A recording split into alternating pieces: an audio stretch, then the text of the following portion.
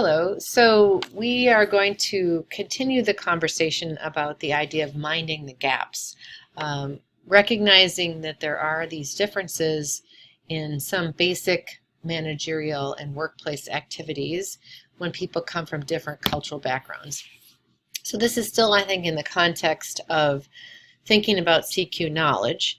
One way we can think about differences between countries are based on those values frameworks and how people differ in some of these basic values and perceptions of the world. But then there are some more concrete applications, and we have discussed this list of several different places where cultural differences can affect workplace behaviors and workplace cognitions and workplace perceptions. And we can think about these as gaps that we need to be aware of and that we may need to move ourselves in some direction in terms of adapting to others' behaviors if we want to be effective in intercultural work. So the one we're going to take up in this lesson is the idea of scheduling, or the idea that there are differences around the world in how people think about and use time. And we already raised this a little bit in the lecture material when we talked about language differences, in that research paper I talked to you about Chen, who looked at and compared around the world countries with languages that had future tense or didn't have future tense. And somewhat counterintuitively, his research found that if your language has future tense, you actually engage in less future-oriented behavior, like saving or doing health-related behaviors that will maybe preserve a more high quality of life as you age. So what he the rationale that he gave was that when there is future tense, there is sort of a cognitive separation in people's minds between now and the future. And that actually makes the future seem distant and something that you don't need to worry about. His argument was when there is no difference in the language between now and the future, there's no future tense, that they're inseparable. And so the future seems like now. And so there's a little more pressure and sense of a need to care for the future and think about behaviors that will help support you in the future, like saving for retirement, for example. So that's just one way to think about how time and the idea of time or behaviors related to time vary around the world.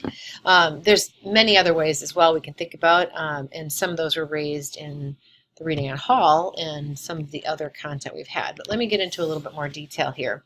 So let's just look at a scenario and think about what could happen in this kind of situation. So you have a supplier in Japan, and you've asked for a parts shipment to arrive on April 5th, 2016. So you're expecting this to be the deadline. You've provided this deadline, and you believe your supplier should deliver on this deadline.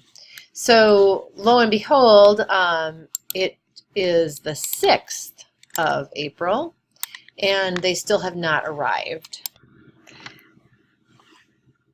So you're wondering what's happening. Is this just a communication error? Are they not adhering to the deadline that you've set for them? What's happening? So you send an email to your counterpart there at the supplier, and you get this response: the parts will arrive next week ahead of schedule. Okay, what's going on here?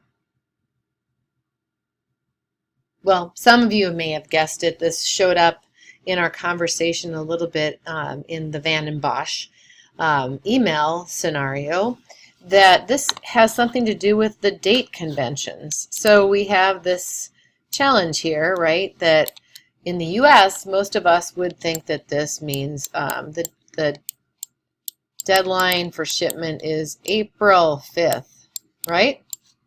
Well, in the rest of the world, usually they start with the date. So they would assume that this means the 4th of May, right? So they're proud of themselves, thinking that they've actually beat your deadline, and think that everything's fine, and you have this misunderstanding that in fact they're late. And this was actually a fairly simple problem with this convention. So, one issue that if we think about gaps around scheduling are just conventions about expectations for conveying temporal information. And so, the simple stuff I'd say, but obviously it's kind of funny how often the simple stuff messes us up, is that date and time format vary quite a bit around the world, right? So most of the rest of the world uses a 24-hour clock format.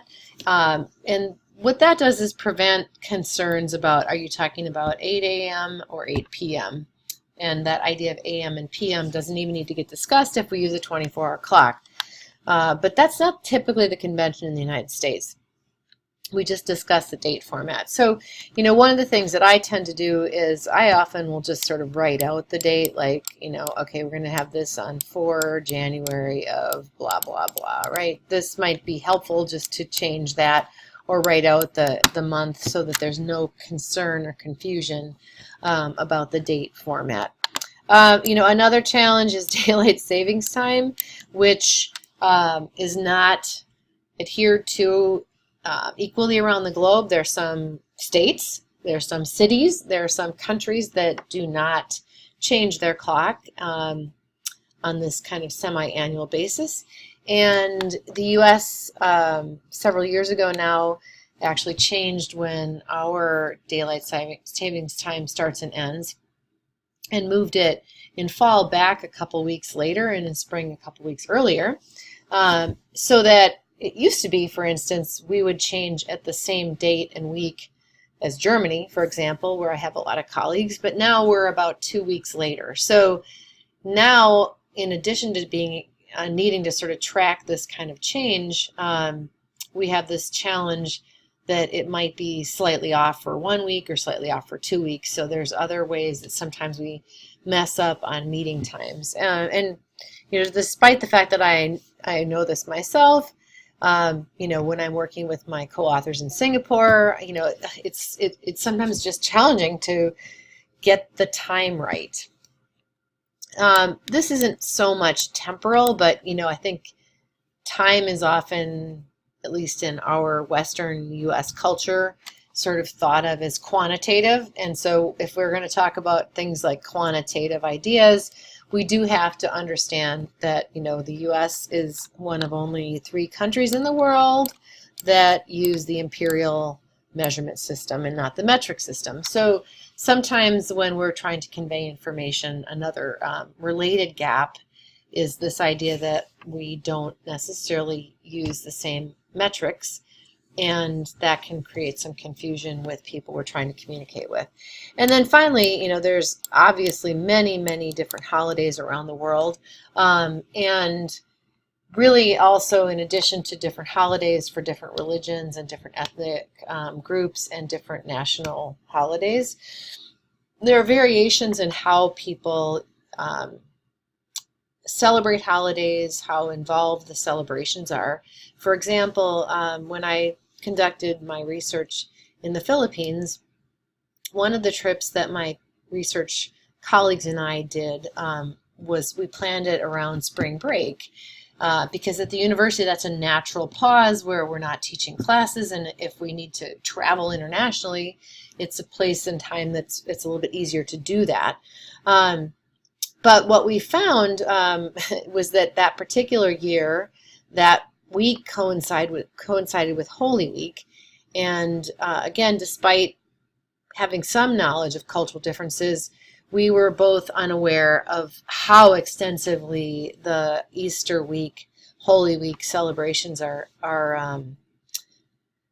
observed in the Philippines, such that entire week is mostly taken off, and people are doing public religious observations as well as extensive family involvement in terms of honoring and celebrating that week. So we, in fact, on that trip took 2 weeks, and we ended up having a week where we, just because of our lack of awareness about kind of the use of time and the way holidays are celebrated, having the better part of a week where we were unable to do any research work because people were unavailable for scheduling. Now, one little sort of serendipitous plus there was we just decided to go travel around outside Manila, and in fact, on one of the trips, we went to the Taal volcano, which you may have been paying some attention to in the news, is now under a serious eruption. And I remember climbing up to the top crater lake of that volcano and seeing all these little seismic instruments and vents of steam coming from the volcanic activity of the earth, and thinking to myself, it's a little bit scary to be walking on this active volcano. But anyway, we were able to have that time and use that time for something a little bit different.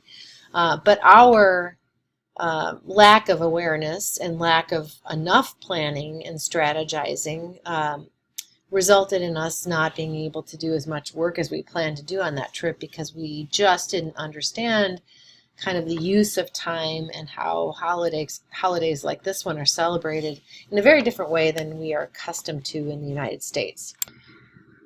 So one way to think about these differences, kind of with more complexity than the simple stuff in terms of measurement and conventions for reporting days and times, is what Edward Hall called the language of time in his silent languages of culture. So we've already discussed that a little bit, that there are these things that are silent, kind of different ways that people understand around the world that can create some challenges for us when we're thinking about working with people from different cultures.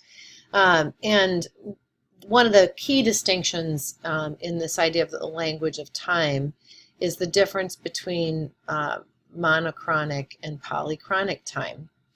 And researchers and anthropologists have shown that societies tend to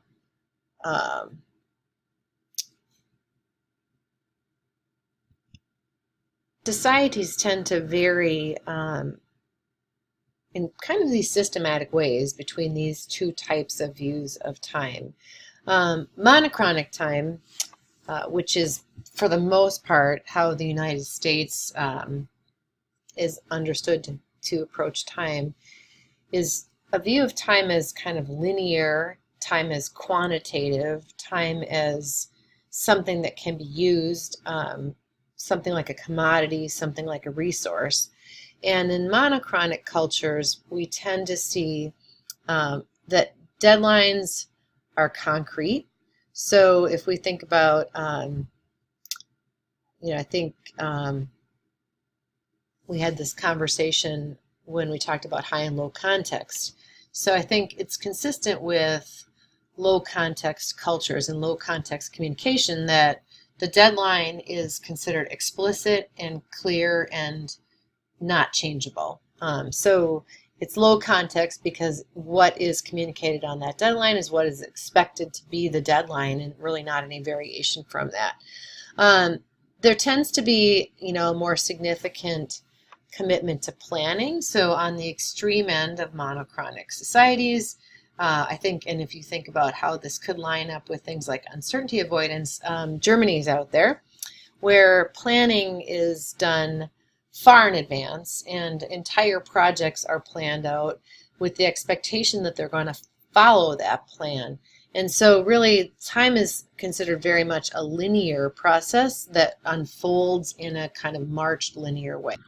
So in monochronic societies, there is usually an emphasis on promptness, and that is actually seen as valuable. So if you think about just the processing of those cues, if somebody responds to you quickly, if they adhere to a deadline, they're considered conscientious, they're considered high performing.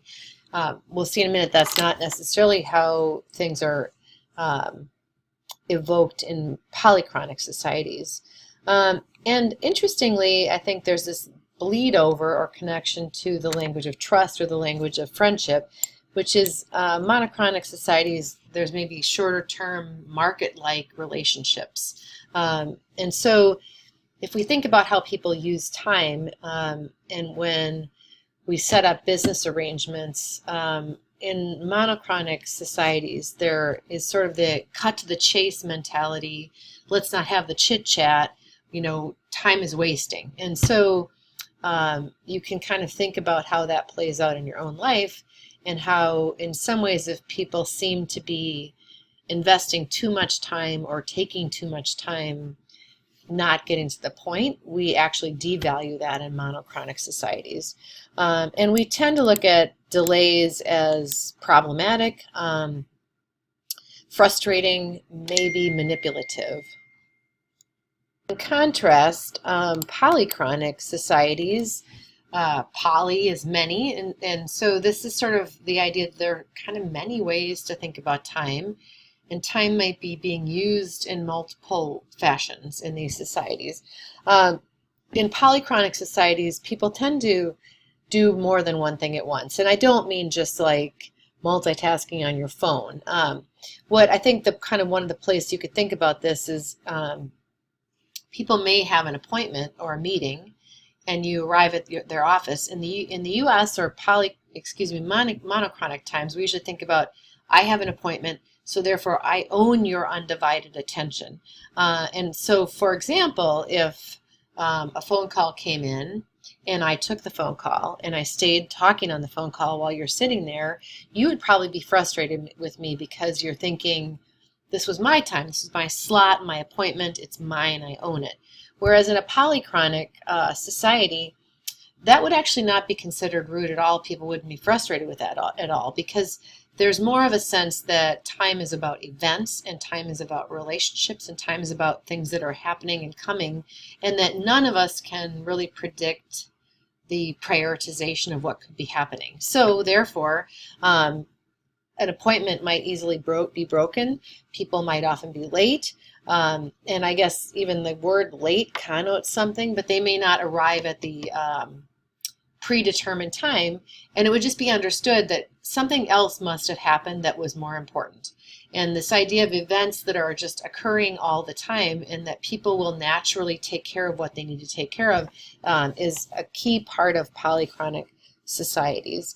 Again, there's a sort of tight connection here with relationships and trust, in that if there's somebody who's a friend or you have a strong relationship with and they come to you and need something, you will tend to drop almost everything else and help them and kind of face that immediate need of somebody who is in a strong relationship with you. So polychronic societies tend to schedule based on relationships and schedule based on events. So I have this cow down here also, and it's sort of the idea of, events. Like, it's not what time will we be doing our dinner, it's, well, when are the cows done, right? The event is about the cows and their needs and when that happens. And that might vary day to day based on their grazing, that might vary on the sunset times, etc. So this event time is going to drive other activities unfolding more than a precise time point on the clock.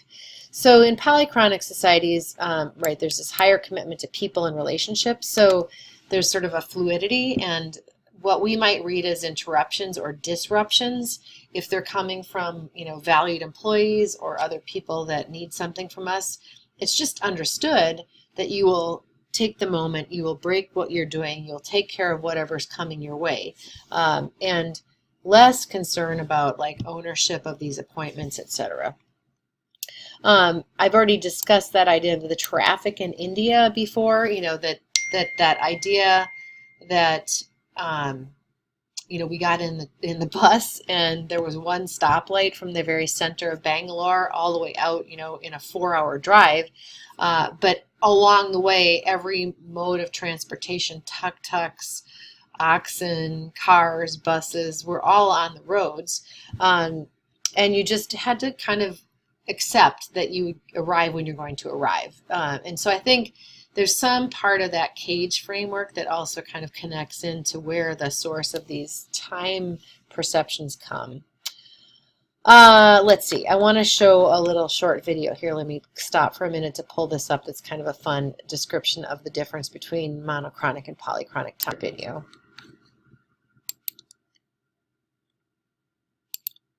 Hi, this is Kip Welchland, and welcome to Welchland.com. Today's video blog is on cross-cultural communication.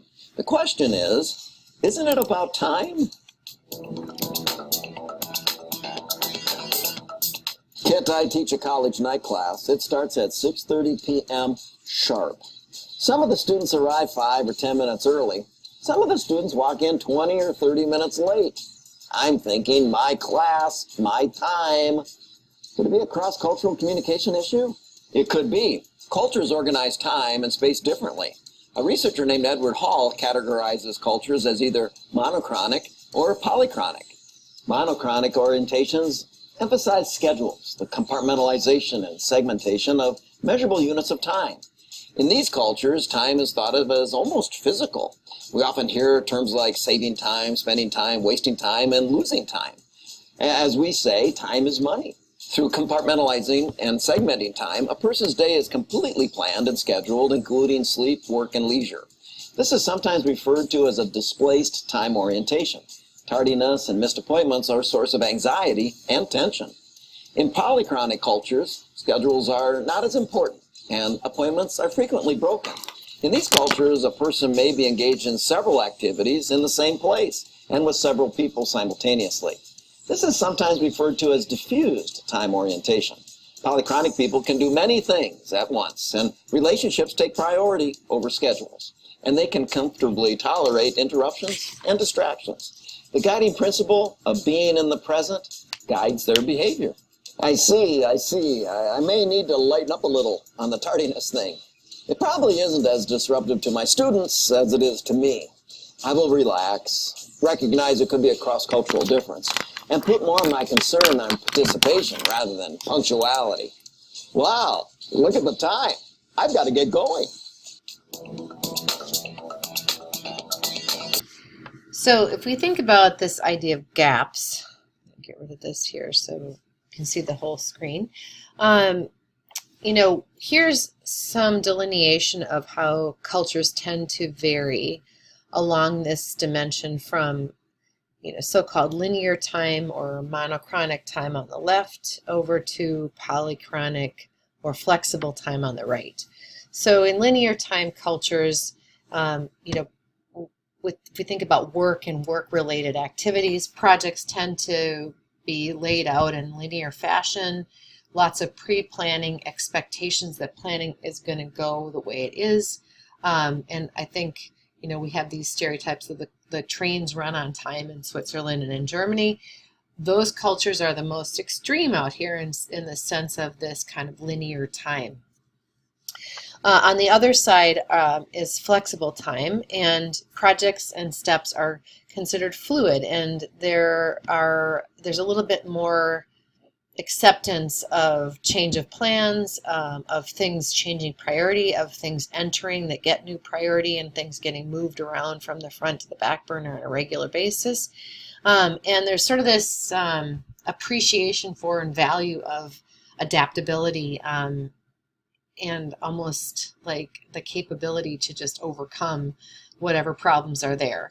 And if we look on this continuum, we start to see countries that are, oftentimes more in the developing world, but also the Middle East is a place where there's a lot more polychronic time, and parts of Africa, certain countries in Africa also are here. And so one thing, that I think this helps to look at if we think about minding the gaps is that, if you're going to be working in a place where it's more linear time, then part of what we need to do, and of course we're probably going to be more comfortable from the U.S. working with countries that are more linear time because we're over there on that side of the continuum, but people will be wanting and expecting more concrete plans, deadlines attached to time, duration, expectations about how to use time, directiveness in that way as leaders, for example. Whereas on the other end of the continuum in more flexible time countries, people may or may not interpret what you give them as a deadline as absolute or concrete.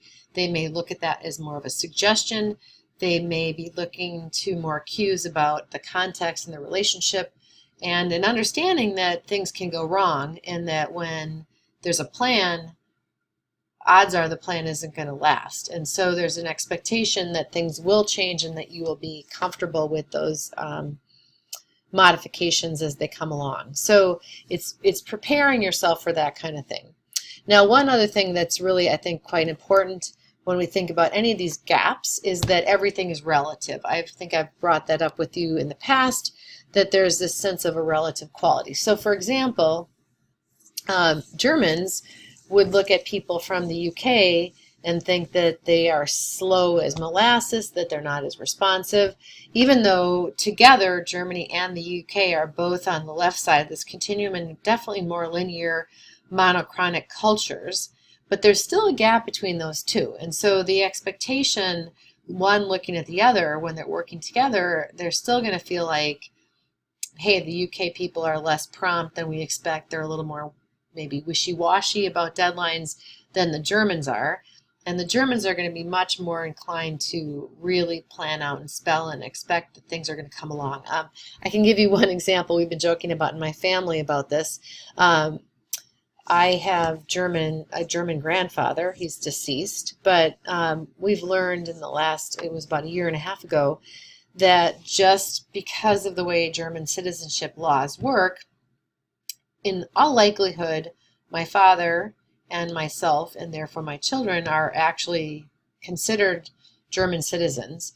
And so we went through a process of gathering the paperwork to sort of show that and apply for it's what's called a certificate of citizenship. So it's not like we're trying to become citizens. It's actually trying to recognize that we are citizens based on birth. And it's been very interesting because they told us at the consulate when all of our materials went in last year in December that the process, once all the paperwork is in Cologne, will usually take about a year and a half. And my mom, it's a little bit funny because there we are, the U.S. on the relative scale is not as far over as Germany. My mom she kept thinking, well, maybe it'll be coming soon. Maybe it'll be coming soon. And my kids who went to the German school and studied abroad in Germany are like, no, no, no. When the Germans said it's 18 months, it's 18 months. They don't mean that's maybe around when it's going to come or it could come earlier. That's a very specific indicator of when it's going to be done. So we'll see. Stay tuned. That should be round about May, and I can let you know if in fact our answer comes right there on the dot, 18 months out. Likewise, if we go over here, even if we're on the right side of this scale, if an Indian is working with somebody from France, they might actually see the French as veritable cheetahs in terms of how quickly they move and how the expectations of time and deadlines operate. So, one of these takeaways is as you think about building your CQ knowledge, you can go find maps and information about where countries lie on these kinds of continua. And then they'll recognize that this gets more complicated when you're not just working in dyads, in pairs between two countries, but if you have people from multiple different country locations, the expectations are going to be mixed, and these kinds of relative points in the measurement will come into play and perhaps even create some more challenges to managing expectations in multicultural groups. So one final place that I just want to share a little bit about where this difference in scheduling or temporal or the silent language of time can pop up is with respect to expectations around meetings. So I think, one way to look at this is a classic cue or line, and in monochronic and linear cultures, meetings are expected to act like a kind of straight line or a cue. The agenda is seen as a concrete game plan. I think, again, you can think about this, that this is connected to low context communication. It's like, this is the agenda. This is the exact order things are going to be discussed. Oftentimes in linear cultures, there's exact timestamps associated with an agenda item, 5 minutes, 10 minutes. And in fact, there's some evidence that shows that linear time countries or monochronic time countries tend to think in 5-minute increments. That's absolutely not the case in polychronic cultures, people aren't dividing the clock in 5-minute time. They're not necessarily thinking that that's even a meaningful difference. And so the idea of when someone's late varies a great deal, and some of that just has to do with how people are even processing time and whether they're thinking about time in some kind of quantitative increment, which is actually not happening very often in polychronic cultures. So back to meetings. In linear time cultures, monochronic cultures, the agenda is kind of considered fairly sacrosanct, and if people, raise something that's not on the agenda, that actually might be looked at as offensive.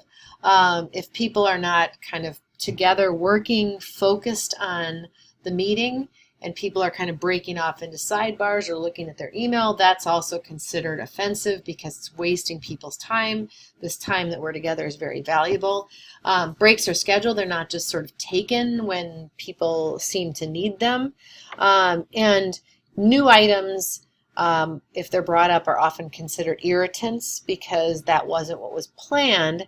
That wasn't part of what the schedule had. That wasn't part of the order of what we're supposed to be covering in this nice linear queue process. Now, of course, you may be thinking to yourself, I have meetings that don't work like this. Yes, and this is a good reminder that culture isn't absolute and that personal, kind of preferences, organizational culture differences, other things might change this.